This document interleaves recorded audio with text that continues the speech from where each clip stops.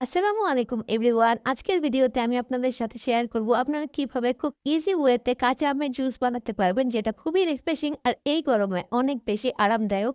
তো ফার্স্টে এখানে আমি ২ টা কাঁচা আম নিয়ে নিয়েছি অ্যান্ড এটাকে আমি এখন ভালোমতো ছিলে দিব অ্যান্ড ছিলে নেওয়ার পরে আমরা এটাকে খুব সুন্দর করে ছুরির সাহায্যে কিউব, কিউব করে কেটে নিব। আপনারাও খুব সুন্দর করে ছোট, ছোট কিউব, কিউব করেই কেটে নিবেন। কারণ ব্লেন্ডারে বড় করে কেটে দিলে ওটা ব্লেন্ড হতে চায় না। ছোট, ছোট করে ব্লেন্ড করলে ওটা স্মুথ একটা পেস্ট হবে। অ্যান্ড আমাদের কিন্তু স্মুথ পেস্টটাই লাগবে। তো এখানে এই যে কিউব, কিউব করে আমি কেটে নিচ্ছি। তারপর এটা আমি দিয়ে দিব ব্লেন্ডার জারে। ব্লেন্ডার জারে এখন আমগুলা দিয়ে সাথে আমি এড করে দিব কাঁচামরিচ, ধনেপাতা, পুদিনা পাতা, লবণ, বিট লবণ আর চিনি। এগুলা দিয়ে এখন সাথে দিয়ে দিব পানি। পানি দিয়ে এখন এটাকে খুব ভালো মতো ব্লেন্ড করে নিব।